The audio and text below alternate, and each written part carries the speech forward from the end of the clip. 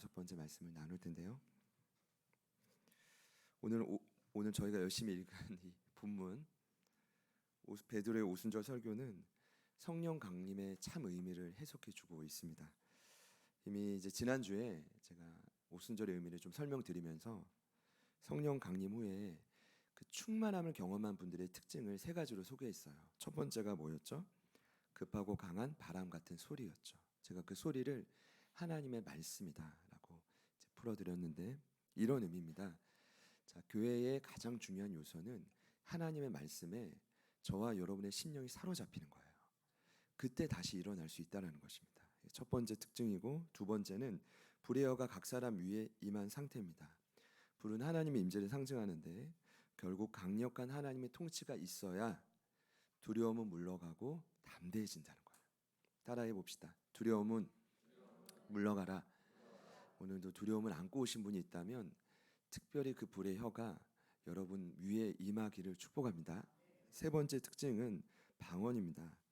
각나라 모국어로 된 방언, 사람들이 놀랄 정도의 방언은 사실 성령 충만의 표적이 핵심이 아니라 방언의 메시지와 목적이 더 중요하다고 설명을 드렸습니다. 그 메시지가 뭐였죠? 하나님의 큰 일입니다. 그럼 하나님이 인정하는 큰 일은 뭘까요? 작은 일도 있다는 건데 가장 우선적인 큰 일은 뭘까요? 저와 여러분이 부활의 증인으로 예수를 말하는 겁니다. 그리고 이 일을 통해 어떤 일이 벌어졌죠? 언어와 민족과 종족이 초월하여 연합되는 역사가 일어났다는 겁니다.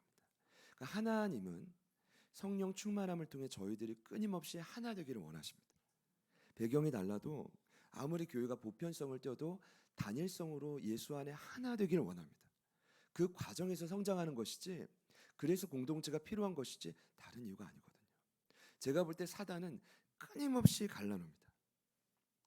부부의 관계를, 자녀와의 관계를, 부모와의 관계를 어떻게든 갈라놉니다. 그러나 성령님은 하나 되게 하십니다. 믿으시죠? 세 가지 특징입니다. 그 이후에 오늘 베드로가 다른 11사도와 함께 일어나서 이제 베드로가 이제 선포하는 장면인데, 이제 오늘 본문이 중요한 이유는 이 땅에 세워진 첫 번째 교회, 초대교회에서 사실상 첫 번째 공식 설교라는 겁니다. 그 내용이 도대체 뭐냐? 그래서 많은 설교학자들이 오늘 본문을 평가합니다. 분석합니다. 그래서 A학점부터 D학점까지 점수를 줍니다. 여러분 생각할 때는 그 학점일 것 같습니까? A일까요? 오늘 베드로의 설교는 뭐 C일까요? 고민해 보시죠. 사도행전에 등장하는 설교가, 공식 설교가 총 19편이라고 합니다. 자, 그중에 베드로 9편, 바울 9편, 사이좋게 9편씩, 그리고 스데반과 야고보가 한 편씩 추가했는데, 여러분 놀랍게도 오늘 베드로의 설교는 설교학자들에게 최하점을 받습니다.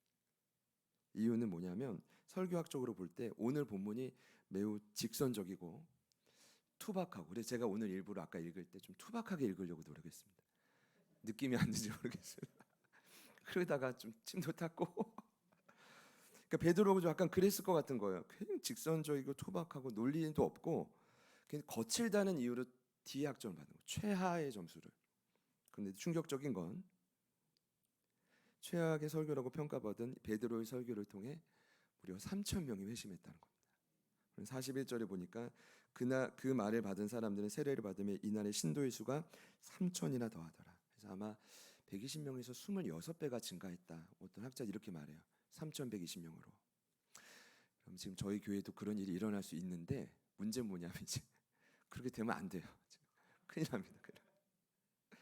하나님 때에 맞춰서 지금 부흥을 이루시는데 재미난 건 최고의 설교라고 평가받는 건 사도행전 9장의 스데반 설교예요. 너무 아름답고 논리적이고 최선이다. 그런데 결과는 돌에 맞아 죽었단 말입니다. 그러니까 스데반 집사님의 설교가 잘못됐다는 게 아니라 오늘 도대체 이 베드로의 설교가 뭐길래 왜 이런 열매가 있었냐. 제가 고민하는 가운데 내린 결론은 뭐냐 하면 결국 영혼의 구원은 전적인 성령의 역사라는 겁니다.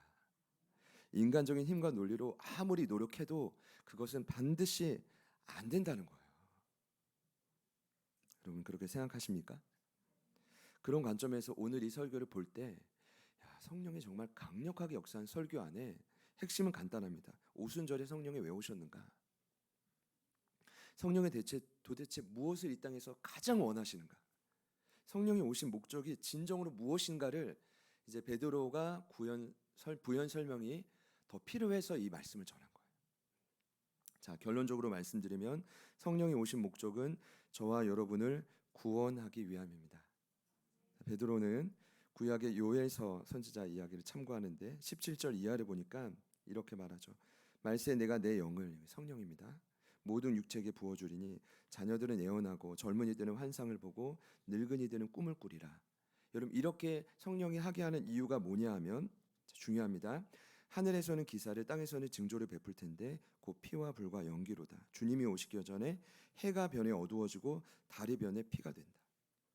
무슨 말입니까? 성령이 와서 왜 이런 신비로운 역사를 일으키느냐? 이유는 세상에 종말이 있다. 역사의 끝이 있다. 지금 심판의 때가 다가오고 있다는 이 이야기를 2000년 전부터 공식적인 첫 번째 메시지부터 하고 있다는 거예요. 그럼 지금은 얼마나 더 가까웠을까요? 제가 계시록 강의 때 여러 번 강조했지만 그게 전 정말 맞다고 생각하는 건, 두렵지만 일곱인 일곱 나팔 일곱 대접 재앙의 그 재앙은 여러분 이미 과거에 수없이 일어났고 지금도 일어나고 있고요. 앞으로 더 강력해집니다. 두려워하지는 마십시오. 그러나 재앙은 더 강력해져요. 어제 뉴스를 봤는데 이탈리아에 100년 만에 최악의 홍수가 났다고 하죠. 6개월 동안 와야 될 비의 강수량이 1년 반 만에 그 땅에 다 쏟아졌대요. 그러니까 36시간 만에 이탈리아 지역이 초토화가 된 겁니다. 뉴스를 보십시오. 23개의 뚝이 이게 돌파됐다. 23개의 뚝이 무너졌고 약 280군데에서 산사태 사건이 일어났습니다. 근데 원인이 뭐냐 하면 기후 변화로 인한 지구 온난화. 여러분, 이 상황에 대해서 어떻게 생각하십니까? 안타깝지만 이게 말세의 징조고 지금 대한민국에도 이런 일이 일어나지 말란 법이 지금 없다라는 거예요. 전혀 생각하지 못한 그 쓰나미를 지금 이탈리아가 경험하고 있는 겁니다. 여러분, 그렇기 때문에 부탁드립니다. 반드시 구원을 받아야 합니다. 지금 그 설득을 2000년 전에 베드로가 강력하게 촉구하는 것입니다. 자, 그런 의미에서 구원이라는 단어는 영생의 취득만 의미하지 않습니다. 이건 반쪽 구원도 아닙니다. 10% 구원도 안 됩니다. 진짜 구원의 의미는 뭐냐? 영생의 취득뿐 아니라 이 땅을 사는 동안 우리의 삶에 참된 해방, 이게 구원의 의미라고. 모든 위기로부터 끊임없이 건진받는 그 자체가 구원입니다. 오늘 예배에 오실 때 여러분 문제 안고 오셨을 겁니다. 어제도 막 큰일 있으셨던 분들이 있었을 겁니다. 부디 주님께서 그 모든 위기로부터 여러분을 건져 주시기를 간절히 축복합니다. 옆에 있는 분들께 선포합시다. 오늘이 구원의 날입니다.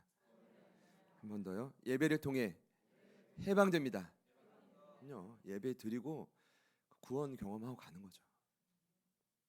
베드로가 오늘 길다면 긴 본문인데 사실 실제적인 메시지는 굉장히 더 길었을 텐데 우리 의사 누가가 아주 핵심만 오늘 기록한 겁니다. 그 메시지의 핵심이 뭐라고요? 구원입니다. 반드시 구원을 받으라는 겁니다. 그래야 산다는 것입니다. 강력한 구원의 촉구입니다. 그래서 요엘 선지자가 했던 말을 그대로 가져온 겁니다. 21절에 누구든지 주의 이름을 부르는 자는 구원을 받으리라. 설교 말미에 40절에 또 여러 말로 확증하며 권하여 이르되 너희가 이 패악한 세대에서 구원을 받으라. 얼마 전 목회데이터 연구소의 자료를 보는데 좀 속상한 자료들이 많아요. 어떤 내용이냐면 철저한 개인주의 사회에서 삶의 주된 관심사가 어디냐. 그러니까 철저한 개인주의 사회가 무엇을 전제하냐면 돈을 벌 때 70%는 그것을 자기와 가정에게 온전히 쓰겠다. 이게 응답입니다. 그러니까 이거는 당연한 거고, 그럼 왜 그렇게 투자하느냐? 10대의 대답은 외모와 학업입니다. 30대 이상은 재미나죠. 30대, 40대, 60대, 70대 다 동일하다는 겁니다. 동일하게 두 가지인데 뭘까요? 건강 그리고 재력입니다. 그러면 삶의 모든 고민이 어디에 집중될까요? 10대는 외모와 학업, 30대 이상은 건강과 재력. 우리 제자들의 가족들은 오직 복음 전도와 선교. 그렇게 말을 자신 있게 하고 싶어요. 근데 어제 이제 청년 예배 드릴 때 생각해 보니까 20대는 그 목회 데이터에서 이걸 빼먹었단 말이에요. 그래서 제가 볼 때는 왜 뺐을까 생각해 보니까 중간에 끼어 있단 말이에요. 그 20대는 어떤 특징이냐면 네 가지 모두가 다 해당합니다. 외모와 학업 때문에 스트레스 받고, 건강과 재력 때문에 스트레스 받으니 조사 결과 자살률이 20대가 제일 높은 거예요. 이게 지금 통계란 말입니다. 그래서 제가 지금 하고 싶은 말이 뭐냐면 오늘 예배를 통해 저와 여러분은 이 모든 스트레스와 위기로부터 구원받아야 된다는 거예요. 건진 받아야 된다는 거예요. 안 그러고 그냥 가면 내가 교회를 왜 왔지? 이 말 하잖아요. 이 고민이 들잖아요. 구원의 역사가 일어나기를 축복합니다. 해방될지어다. 자유할지어다. 선포하세요. 예수의 이름으로 선포하십시오.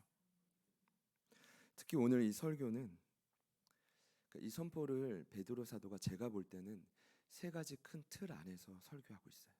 첫 번째는 복음의 사건, 두 번째는 복음의 증인, 그다음 복음의 약속입니다. 같이 한번 따라해 볼까요? 복음의 사건, 복음의 증인, 복음의 약속. 제 해석이니까 이게 정답은 아닙니다. 제가 볼 때는 복음의 사건이 가장 먼저인데 이 구원을 일으키는 근거예요. 그게 바로 뭐냐면 예수님의 죽음과 부활의 역사. 우리의 죄 때문에 그분이 직접 죽으셨지만 그 사망의 고통에서 하나님이 그를 직접 살렸다는 거예요. 이 이야기를 반복합니다. 먼저 23절과 4절에서 반복하는데 24절을 제가 읽겠습니다. 하나님께서 그를 사망의 고통에서 풀어 살리셨으니 이는 그가 사망에 매여 있을 수 없었다. 이 말이 뭘까요? 그는 죽었지만 하나님 그를 살렸다는 얘기고, 자, 그 다음이 31절과 2절인데 32절을 제가 읽습니다. 이 예수를 하나님이 다시 살리신지라. 부활입니다. 그리고 마지막 36절인데 그런즉 이스라엘 온 집은 확실히 알지니 너희가 십자가에 못 박은 이 예수를 죽었다는 거고, 하나님이 주와 그리스도가 되게 했다는 말은 하나님이 그를 다시 일으켜서 보좌 우편에 앉혔다. 이게 부활입니다. 오늘 말씀에도 최소한 3번이나 반복하는 이 이야기를 베드로가 왜 반복을 하고 있을까요? 제가 생각을 할 때는 복음의 사건을 말할 때마다 설교자의 강조점이 달라요. 근데 오늘 제 느낌에는, 제게 주신 감동은 그래요. 오늘 베드로가 이토록 강조하고 힘있게 선포하는 이유는 뭐냐? 지금 내 눈에 주님이 보이지 않지만, 이전에 3년 함께할 동안, 그때도 부족했지만 함께할 동안 그 정도의 예수님이 보이지 않지만 그럼에도 주님은 지금도 살아계시다는 거예요. 그걸 말하고 싶지 않았을까? 이 폐역한 세대, 믿지 않는 세대를 향해, 이제 경건하고 회복될 그 세대를 향해 그걸 말하고 싶지 않았을까 싶어요. 지금 다시 사셔서 지금도 여러분의 삶을 지키시고 심지어 위대한 사명의 길로 이끄시는 그분이 부활의 주님이시다. 그러면서 아마도 베드로의 이 머릿속을 한 말씀이 스쳐 지나가지 않았을까. 제가 그냥 혼자 상상하고 혼자 얘기하는 거 이해해 주세요. 그 말씀이 뭐였을 거냐 제가 생각해 보면 제자들을 처음 콜링할 때 하신 말씀. 나를 따라와. 내가 너희를 사람 낚는 어부가 되게 할게. 근데 지금도 부활의 주님이 살아계셔서 끊임없이 그들이 이끌어가고 있다고요. 일반 어부들은 고기를 죽이기 위해 잡습니다. 죽이기 위해. 그러나 제자들은 살리기 위해 잡는 거죠. 나를 따라와. 그러면 어떻게 해야 사람 살리는 어부가 될까요? 이거 엄청난 일이 아니에요. 바쁜 이 일상에서 내 시간과 에너지를 들여 영혼을 살리려 나간다. 이게 언제 가능할까요? 제가 볼 때는 주님이 살아계시다는 걸 인정해야 돼요. 부활의 주님을 따라가십시오. 그러면 두 번째 틀로 넘어가는데 복음의 증인이 될 수가 있습니다. 오늘 베드로가 11제자가 120명의 성도가 그 역할을 했고요. 저는 앞으로 이 베드로와 같이 저와 여러분 모두가 그러한 증인이 될 것이라고 믿습니다. 두 번째 틀을 왜 제가 복음의 증인이라고 했냐면 오늘 말씀에도 반복해서 나오지만 여러분 증인이 없이는 절대로 복음이 흘러가지 않습니다. 절대로. 이게 흘러가지 않으면요 내 안에 썩어요. 그게 불평이 되고 결국 원망이 됩니다.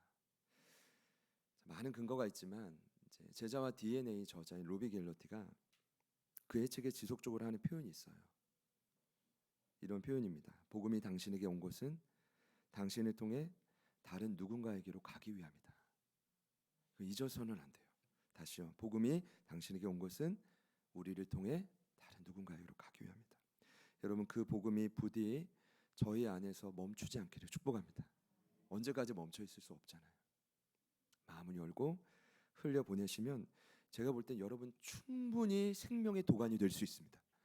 제가 볼 땐 저희 교회는 엄청난 잠재력이 있거든요. 근데 문을 닫고 있단 말이죠. 여신 분도 있지만 점점 더 열어가시기를 축복합니다.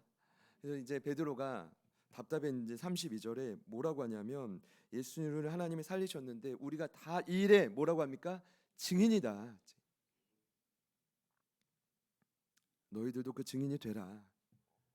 그럼 조금 시간이 지나서 훗날 베드로 사도 바울이 너무 신기한 건 베드로와 동일한 패턴으로 이 말씀하고 있어요. 구약에 나온 요엘 선지자의 말을 인용하면서 로마서 10장 13절 이하를 보면 이렇게 말합니다. 누구든지 주의 이름을 부르는 자는 구원을 받으리라. 그러면서 뭐라고 하는지 아세요? 그런즉 그들이 믿지 않은 이를 어찌 부르리요? 듣지도 못한 이를 어찌 믿으리요? 전파하는 자가 없이 어찌 들으리요? 보내심을 받지 아니하였으면 어찌 전파하리요? 기록된 바 아름답도다 좋은 소식을 전하는 자들의 발이여함과 같으니라.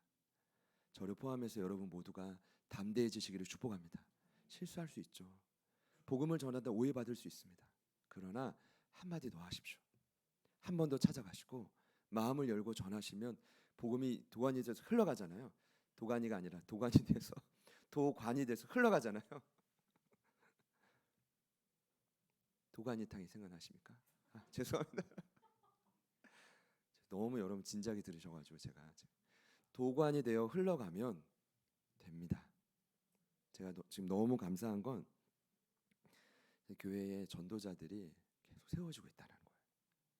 또 귀한 전도자분들을 많이 보내주셨고 바라기는 이제 우리 모두가 그런 복음의 증인이 된다면 가장 먼저 고민해야 될 제목은 이제 하여튼 많이 있습니다. 그러나 우리가 그러한 복음의 증인으로 다시 설 수 있기를 축복합니다. 그렇다면 마지막 틀인 복음의 약속은 무엇일까요? 오늘 메시지의 결론이고 핵심입니다. 우리 38절 말씀을 다 같이 한번 읽어볼게요. 시작. 베드로가 이르되 너희가 회개하여 각각 예수 그리스도 이름으로 세례를 받고 죄 사함을 받으라. 그리하면 성령의 선물을 받으리니. 아멘. 복음의 사건도 증인도 왜 강조했냐 하면 결국 이 마지막 약속 때문입니다. 그 복음의 약속을 한 문장으로 줄이자면 회개하여 예수 그리스도 이름으로 세례를 받으라. 저희가 좀 고민해 봐야 됩니다. 이것이 성령이 이 땅에 오신 가장 중요한 목적이라면 이게 그렇게 중요해? 라는 질문이 들겠죠. 자, 첫 번째 회개고 두 번째는 예수 그리스도 이름으로 세례를 받는 건데 여러분 예수님의 이름으로 세례를 받는 것은 이꼴 38절에 의하면 성령을 선물로 받는 것입니다. 그래서 복음의 약속은 실수 없이 이 약속은 태초부터 있었던 이 약속의 핵심은 뭐냐면 회개와 성령을 선물로 받는 것입니다. 물론 여기 말씀에는 성령의 선물을 받는다. 근데 원문을 보면 성령을 선물로 받게 된다. 이런 말입니다. 이해가 되시죠? 자, 그러면 회개하여 성령을 선물로 받으라. 이게 말씀 제목인데 먼저 회개는 이게 얼마나 중요하면 복음의 약속의 첫 번째 단계일까?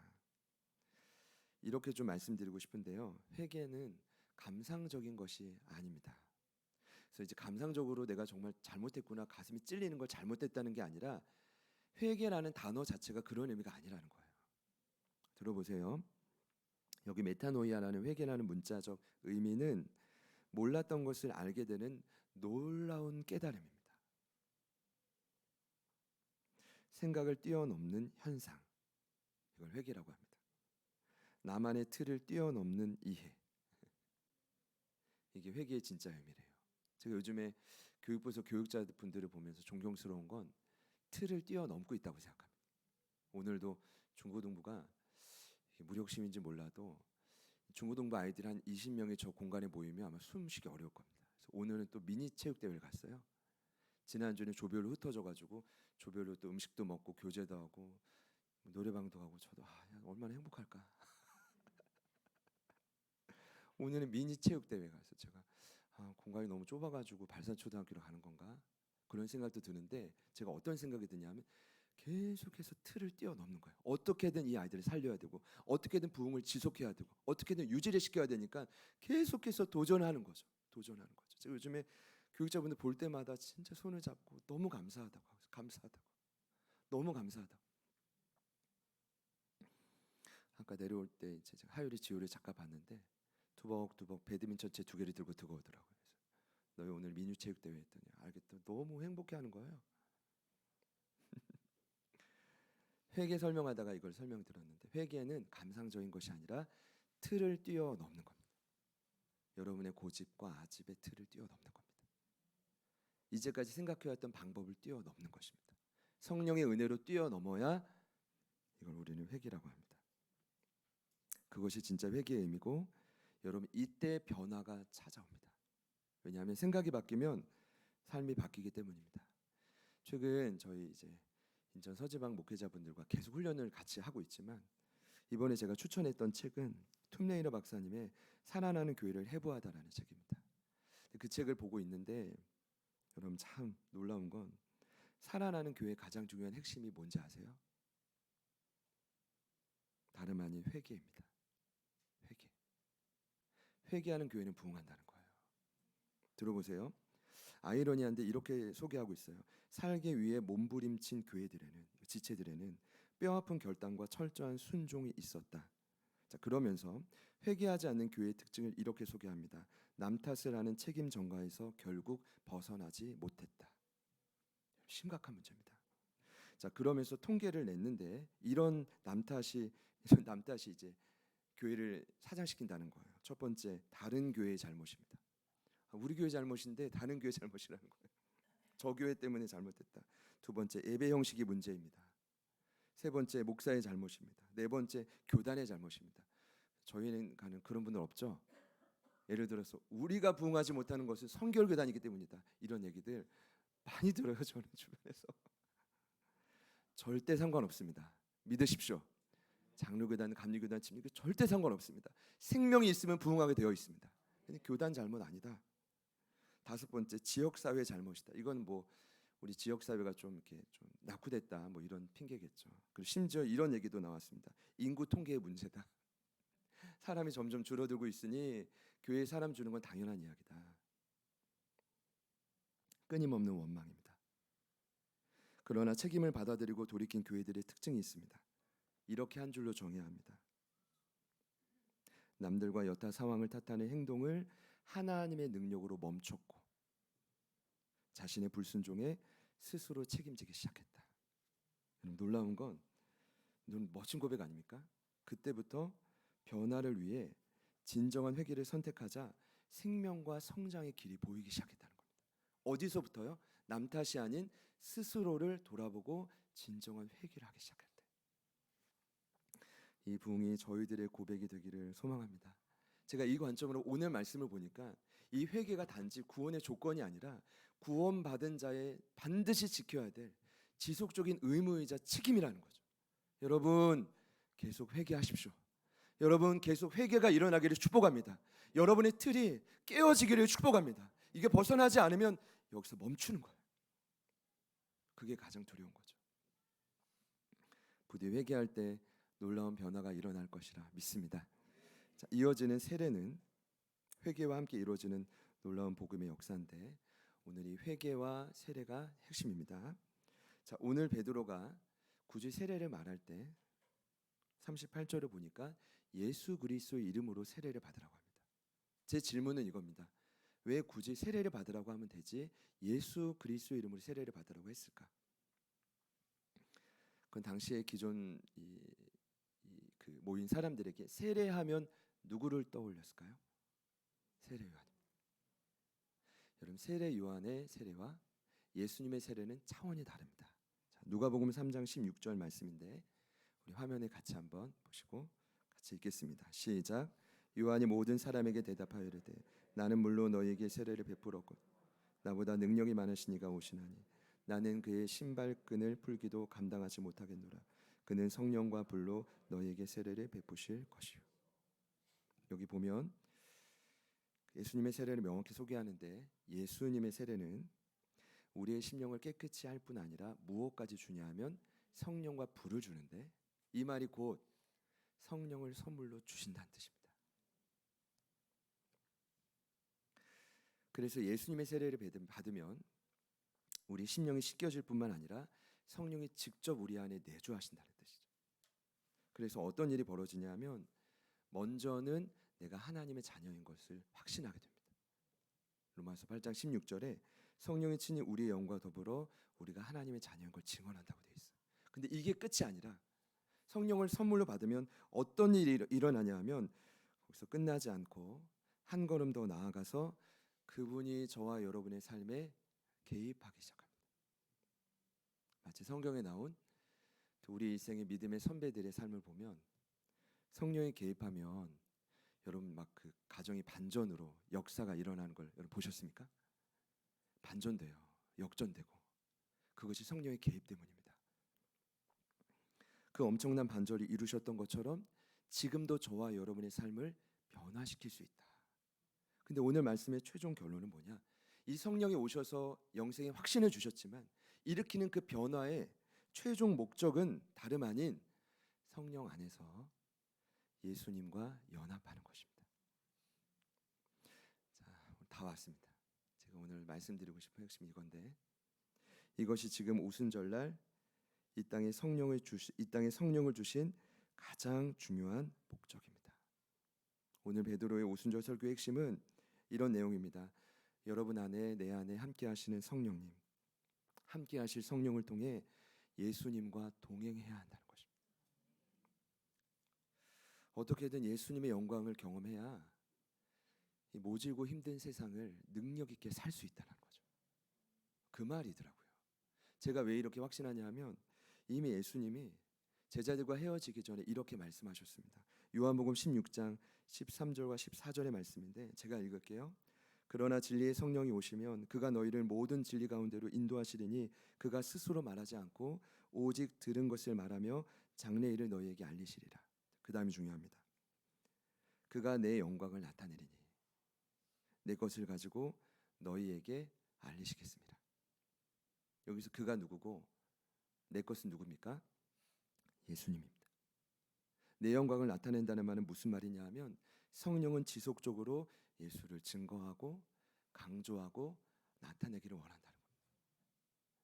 혹여나 우리 주변에 아무리 봐도 예수님의 향기가 드러나지 않는다. 이거는 이렇게 보시면 돼요. 성령의 개입이 삶에 전혀 없구나. 거리를 조용히 두시면 됩니다. 그러나 말만 하면 입만 여시면 예수를 말하고 증거하고 예수님의 영광과 향기가 드러난다면 어떤 분이에요? 성령의 개입을 충분히 따르고 있는 분이죠. 여러분이 예수님과 동행하고 계십니까? 예수님과 동행하는 삶이 성령이 이 땅에 오신 가장 궁극적인 목적입니다. 그 은혜가 저와 여러분의 삶에 강력하게 나타나기를 축복합니다. 말씀을 맺을 텐데요. 제가 볼 때 예수님을 믿어도 좀 하루하루 괴로운 삶을 사시는 분이 꽤 많은 것 같아요. 죄송하지만 이 자리에 있으니까 직접 아니어도 뭐 하나님 직통 계시가 아니어도 이야기들은 어떻게든 다 들려오는 것 같아요. 마치 사단의 불화살처럼 나쁜 이야기든 좋은 이야기든 어떻게든 다 들려오는데 제 고민은 뭐냐 하면 어떻게 사실까? 어떻게 버티시지? 하루하루 괴로운 인생을 어떻게 사시지? 여러 원인이 있겠지만 오늘 말씀을 근거로 제가 조심스럽게 원인을 찾아보면 가장 큰 원인은 복음의 약속을 잊었기 때문이 아닐까.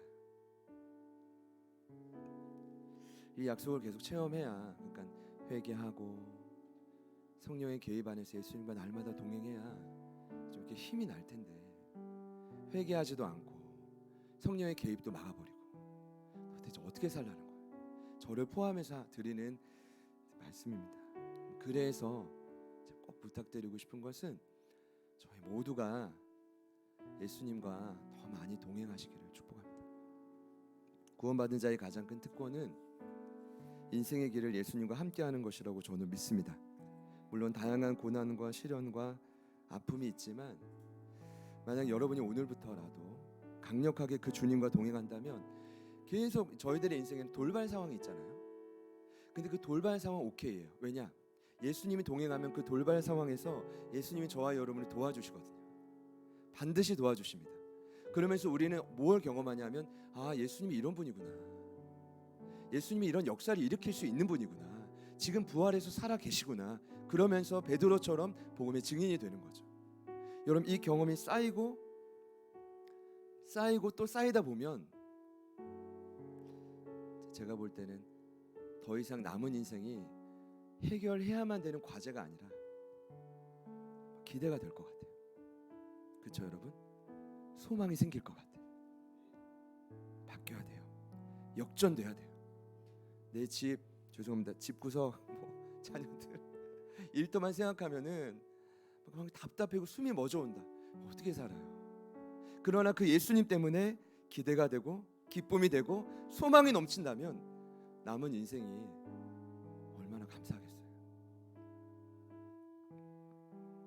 많은 분들이 신앙생활을 등산에 비유합니다. 제가 히말라야를 다녀온 분들의 이야기를 인터뷰 본 적이 있는데 손가락 발가락 다 부르터지고 다양한 부상을 입고 죽을 위기를 여러 차례 넘겨도 그분들의 공통적인 고백이 있어요. 그게 뭐냐 하면 히말라야가 자기를 부른다는 겁니다. 아니, 신비로운 그런 음성이 아니라 히말라야 그러면서 이제 산을 오르면서 그 위기를 넘나드는 그 감격과 감흥을 잊지 못해가지고 또 찾아간다는 거예요.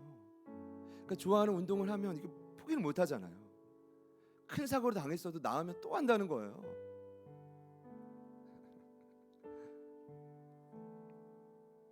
신앙생활이 비슷하다고 생각 들었어요. 어제 말씀을 마무리하는데 주님이 저를 부르시는 것 같더라고요. 경환아, 유온아, 어디 갔니, 유온아.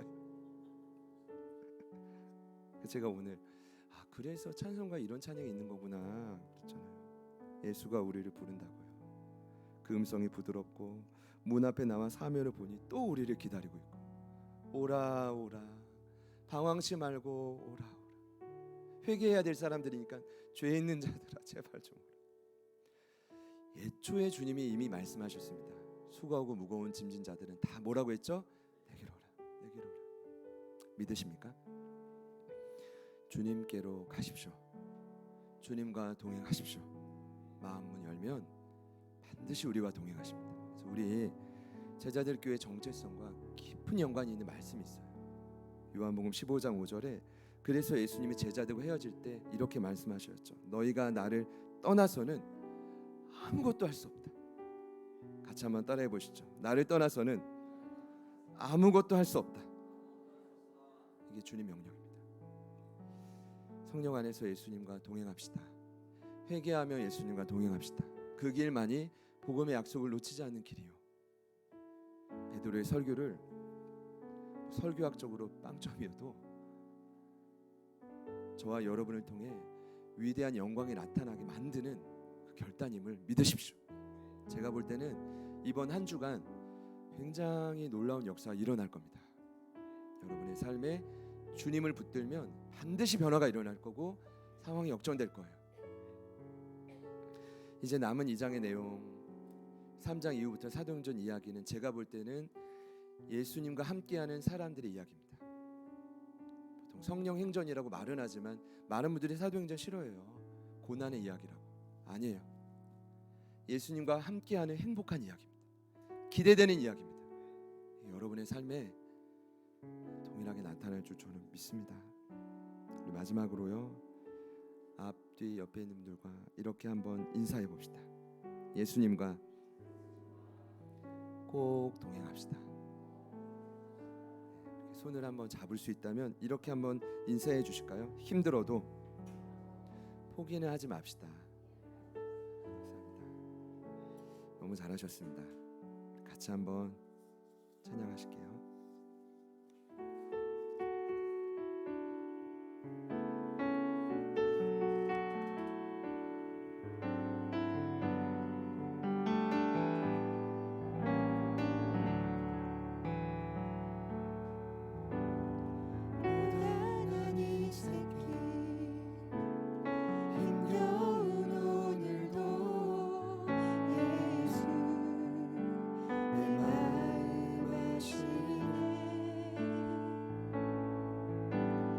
지나간 아픔도 마주한 세상도 예수 내 마음 아시네. 하루를 살아도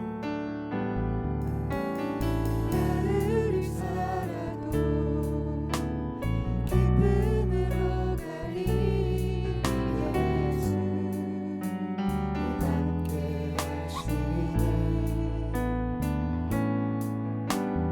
후회도 염려도 온전히 맡기니 예수 함께 하시네.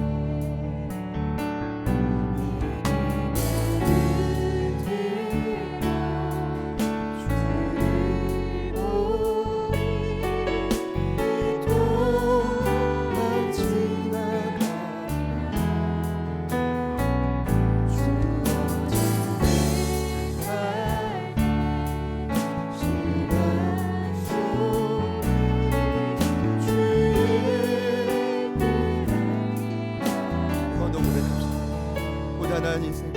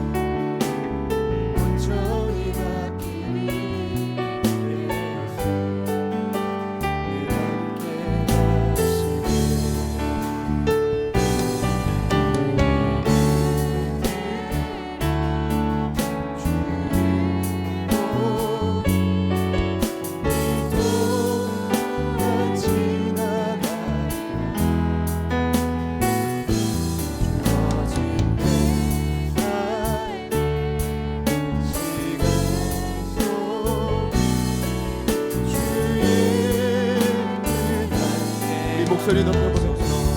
믿음의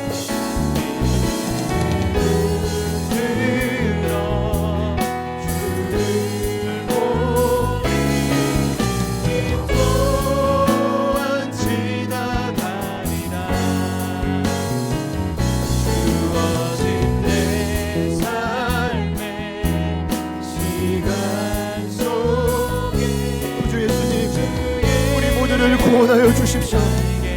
믿음의 눈 들어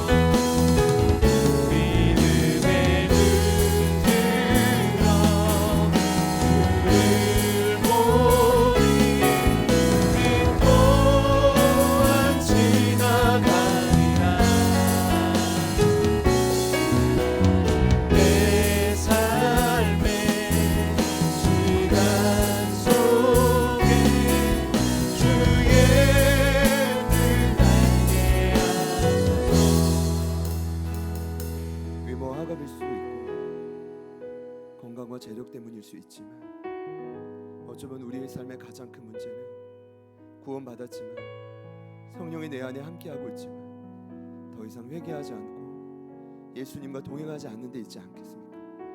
이 시간 우리가 온전히 마음을 모아 함께 기도할 때 성령님 부디 우리의 틀을 보게 하여 주시고 그 틀을 뛰어넘는 은혜를 더하여 주셔서 날마다 살아계시고 부활하여 살아계시고 지금도 하나님 보좌 우편에서 우리를 이 땅을 살리시고 역사하고 계시는 그 주님과 함께 동행하는 이 한 주가 되게 하여 주십시오.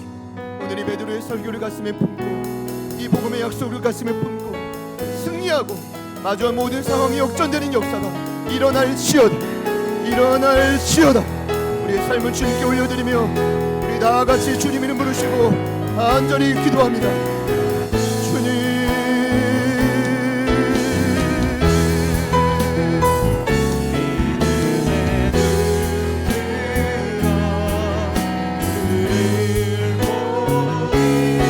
성령 하나님이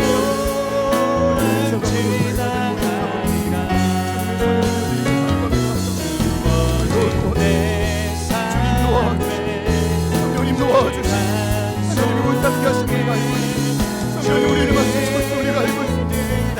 성령이 우리를 만들어주시고 날마다 주님 앞에서 결단함에 간구하고 회개하게 하소서. 진정으로 돌이키게 하소서.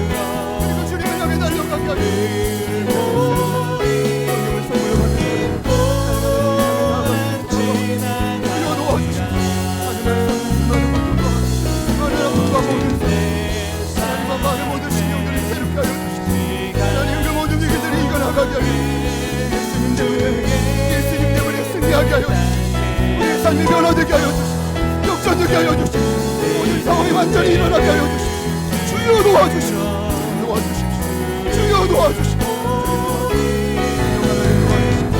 성령 하나님 역사하여 주시고 주여 도와주시고 주님이라 주여 도와주시고 주님이라 아버지 도와주시고 아버지 하나님 도와주시고 주님 도와주시고 주님이라 하여 주시고 주님의 다른 방법이 없습니다. 성령 하나님 우리를 주인하십니다. 주님의 다른 기력이 없으면 우리가 오직 주님만 바라고 그 주님 안에서 온전한 생명을 들고 나아가게 하시고 하나님 그들의 가슴을 치며 우리가 어찌할 것을 못한 것을 하나님 우리의 삶이 온전히 고마워 성령 하나님 도와주시고 하나님 도와주시고 하나님 무장한 우리의 삶을 회복시키시고 주님 기뻐하는 모습 우리를 변화시켜 주시고 성령 하나님 도와주시고 반드시 불바라 반드시 회복이 있을 것입니다. 주여 도와주시고 주님 도와주시고 아버지 하나님 도와주시고 모든 죄종을 주님께 맡기고 하나님 모든 영들을 주님께 주님께 감사합니다.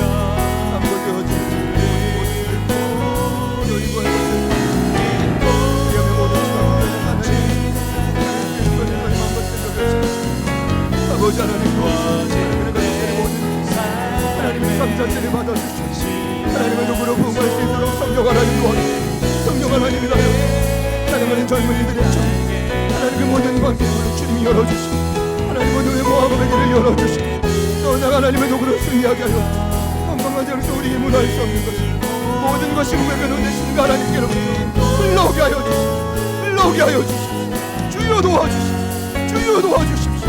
성전이 주의 마음 주여 가슴 주여 감각을 누가 성령 하나님 도와주시고 성령님이라요 성령님 도와주시고 아버지 도와주시고 주님 도와주시고 주님 도와주시고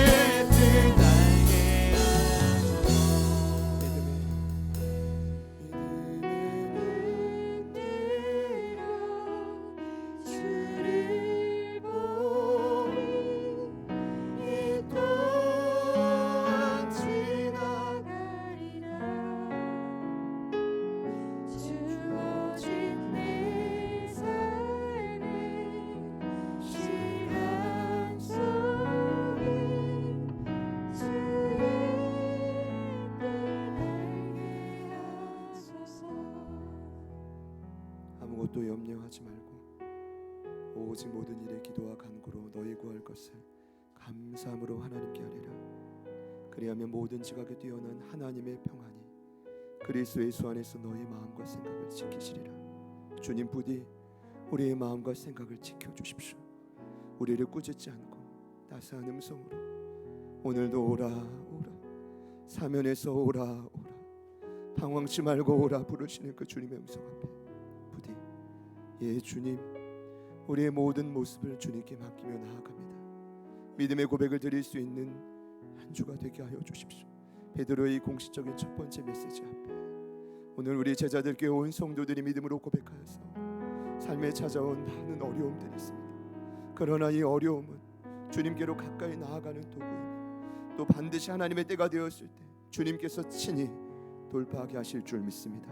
성령님 역사하여 주셔서 이 한 주간 놀라운 반전이 삶에 일어나게 하여 주옵소서. 사랑하는 가족들의 못다한 그 간구, 소망, 답답한 마음에 올려드리지 못한 그 모든 기도의 제목까지도 주님께 올려드려오니 성령님 역사하여 주옵소서. 큰 사고를 당하시고 많은 통증과 어려움이 있었지만 다시 현장에 오신 우리 김선희 집사님을 기억하시고 사고 난 다리 위에 주님이 친히 안수하사 회복되는 은혜가 있게 하여 주시고 노아와 노엘을 강건하게 하사 하나님의 영광 위에 더욱 강력하게 달려가는 귀한 가정이 되게 하여 주옵소서.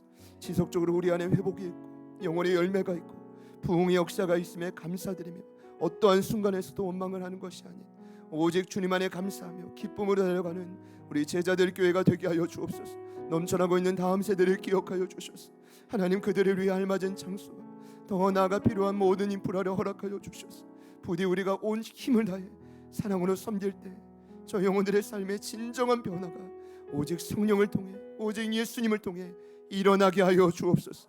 우리 주님께 우리 사랑하는 가족들의 모든 삶을 올려드리며 이제는 우리 구주 예수 그리스도의 은혜와 하나님 아버지의 변함없는 신실하신 사랑하심과 성령님의 내주 충만 교통 위로하심의 역사가 복음의 약속을 붙들고 이 한 주도 묵묵히 달려갈 것을 결단하는 2부 예배에 참여하신 모든 예배자들 머리 위에 특별히 오늘 이 예배에 처음으로 참여하셔서 제자들 교회를 강력하게 축복해 주신 김영숙 권사님, 그리고 맡겨주신 모든 교회 공동체와 사역의 현장 위에, 그리고 저희들을 통해 살아나게 될 이 땅의 수많은 방황하는 영혼들 삶의 터전 위에 지금부터 영원토록 함께 하시기를 간절히 축원하옵나이다.